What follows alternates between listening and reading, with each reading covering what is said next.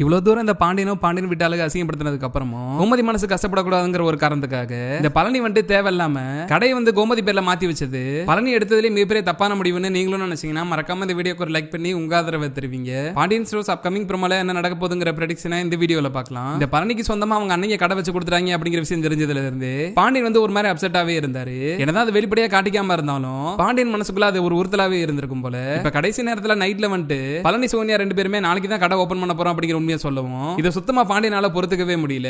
உனக்கு எவ்வளவு தைரியம் இருந்தா கடைசி நேரத்துல வந்து இப்படி எல்லாம் சொல்லிக்கிட்டு இருப்ப? அப்ப இதெல்லாம் முன்னாடியே நீங்க யோசிச்சு தானே பண்ணிட்டு இருக்கீங்க.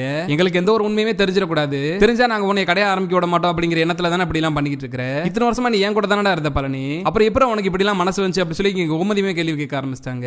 இன்னொரு பக்கம் பழனி ஆரம்பத்துல இருந்து இந்த கடை ஆரம்பிச்சதுக்கும் எனக்கு எந்த சம்பந்தமே இல்ல, இது எங்க அண்ணங்களும் எங்க அம்மாவும் சேர்ந்து எடுத்த முடிவு, இதுல எனக்கு சுத்தமா உடன்பாடே இல்ல அப்படிங்கறத தெளிவாவே சொல்லிக்கிட்டு இருக்காரு. பழனி இவ்வளவு தூரம் எடுத்து சொன்னதுக்கு அப்புறம் பாண்டியன் கோமதி ரெண்டு பேருமே வந்துட்டு கண்டிப்பா அதுல பழனியோட விருப்பம் இருக்கும். பழனி தான் நம்ம கிட்ட இருந்து உண்மையா மறைச்சிருக்கான். என்னதான் பழனிக்கு அவங்க அண்ணங்க கடை வச்சு கொடுத்திருந்தாலும் இது சம்பந்தமான விஷயத்தை முன்னாடியே பேசியிருப்பாங்கல்ல. பழனி நினைச்சிருந்தானா எப்பயுமே நம்ம கிட்ட விஷயத்தை ஷேர் பண்ற மாதிரி இந்த உண்மையுமே ஷேர் பண்ணியிருந்திருக்கலாம். இந்த விஷயம் நமக்கு தெரிஞ்சா நம்ம பழனி விட மாட்டோங்கிற நோக்கத்தோட தெரிஞ்சேதான் இந்த உண்மையெல்லாம் மறைச்சிருக்கான் அப்படி சொல்லிட்டு இங்க பாண்டியன் கோமதி வந்துட்டு அவங்க மனசுக்குள்ளே அவங்களானே தப்பான கணக்கு போட்டுக்கிறாங்க. இதனால பாண்டியன் கோமதிக்கு என்ன பதில் சொல்றதுனே தெரியாம பழனி தலையை கீழே போட்டு அமைதியா நின்னுட்டு இருக்காரு. இங்க கோமதி விடாம பழனி அசிங்கப்படுத்துற மாதிரி கேள்வி கேட்க ஆரம்பிச்சிட்டாங்க.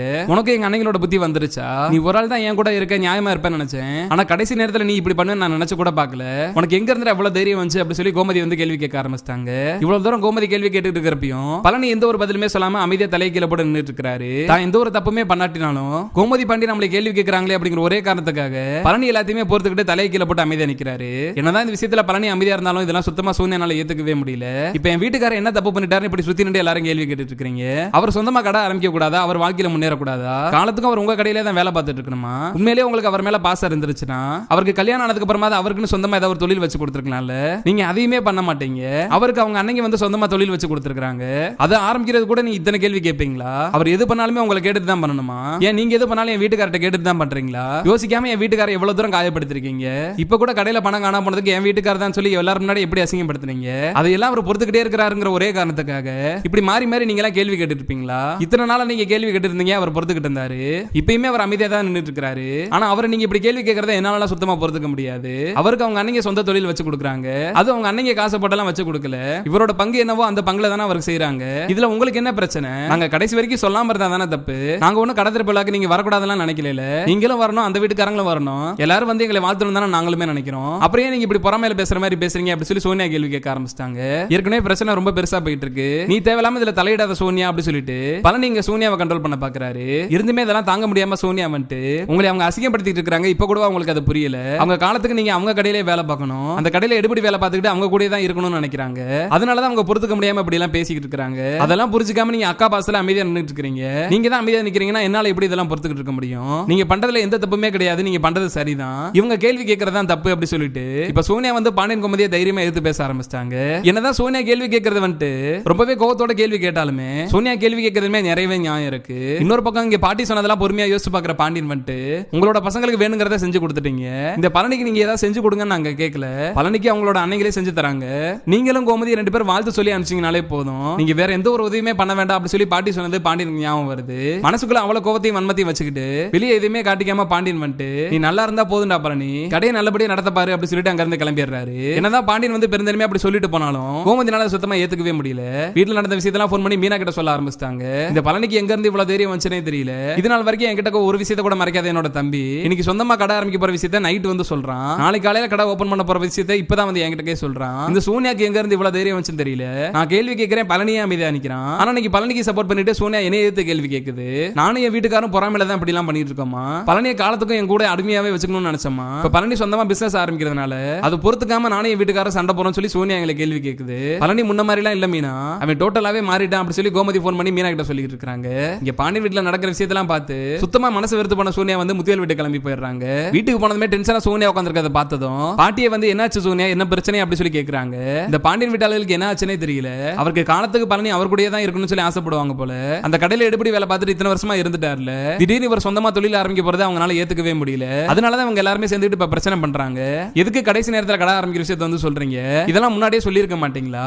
யார் சொல்லி கொடுத்து இப்படி எல்லாம் பண்ற அப்படி சொல்லி பாண்டியன் குடும்பத்து ரெண்டு பேருமே மாறி மாறி கேள்வி கேட்கறாங்க.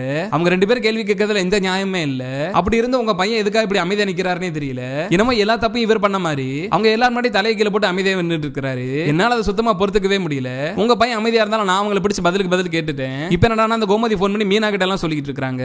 எனக்கு இதெல்லாம் சுத்தமா பிடிக்கவே இல்லை அப்படி சொல்லி சோனியா புலம்பிட்டு இருக்காங்க. கரெக்டா அந்த டைமுக்கு பழனிமே எங்க வீட்டுக்கு வந்துடுறாரு. அந்த வீட்டுல நடந்த பிரச்சனை அங்கேயே விட்டுரு சோனியா, எதுக்கு தேவையில்லாம இங்க வந்து சொல்லிட்டு இருக்க அப்படி சொல்லி பழனி திட்டுறாரு. அப்ப நடக்கிறதெல்லாம் பாக்குற சக்திவேல் வந்துட்டு, ஏன்டா உனக்கு கொஞ்சம் கூட அறிவே இல்லையா? அந்த பாண்டியன் வீட்டாளர்களோட கேரக்டர் இப்ப கூட உனக்கு புரிய மாட்டேங்குது. உனக்கு தொழில் நாங்க ஆரம்பிச்சு கொடுக்குறோம், உனக்கு தேவையான பொருள் வாங்கி கொடுத்தது நாங்க, கடை ஆரம்பிக்கிறதுக்கான காசு செலவு பண்ணது நாங்க. அப்புறம் எதுக்குடா நீ அவங்க கிட்ட பெர்மிஷன் கேட்கணும்? அவங்க கிட்ட பெர்மிஷன் வாங்கிட்டு தான் நீ கடை வைக்கணுமா? உண்மையிலே அவங்களுக்கு உன் மேல பாசம் இருந்துச்சுன்னா இத்தனை வருஷமா நீ அவங்க கூட தானே இருந்த. கதிருக்கு டிராவல்ஸ் வச்சு கொடுத்த மாதிரி உனக்கு ஏதாவது பிசினஸ் வச்சு கொடுத்துருக்கலாம்ல, இல்ல செந்திலுக்கு வேலை வாங்கி கொடுத்த மாதிரி உனக்கு ஏதாவது கவர்மெண்ட் வேலை வாங்கி கொடுத்துருக்கலாம்ல. அதெல்லாம் எதுவுமே பண்ணாம இப்ப நீ சொந்தமா கடை ஆரம்பிக்க போறேன்னு தெரிஞ்சதும் இந்த அளவுக்கு பிரச்சனை பண்றாங்கன்னா இப்பயாவது அவங்கள பத்தி நீ புரிஞ்சுக்கோ. உனக்கு கடைசி நேரத்துல கல்யாணம் பண்ணி வச்சது நாங்க தான், இப்போ உன்னோட வாழ்க்கையில முன்னேறணுங்கிறக்காக கடை வச்சு கொடுத்தது நாங்க தான். அந்த பாண்டியன் வீட்டாளரோட பேச்சை கேட்டுக்கிட்டு இருந்தேன்னா உனக்கு இப்ப வரைக்கும் கல்யாணமா இருக்காது, உனக்கு சொந்தமா எந்த ஒரு தொழிலுமே கிடைச்சிருக்காது. நீ காலத்துக்கு அந்த பாண்டியனோட கடையில எடுபடி வேலை தான் பாத்துக்கிட்டு இருந்திருக்கணும். அவங்க உன்னை அதுக்காக தானே அந்த வீட்லயே வச்சிருக்காங்க. இப்ப கூட நீ அதை புரிஞ்சுக்காம இருந்தா உன்னை விட முட்டாள் வேற யாருமே இருக்க மாட்டாங்க.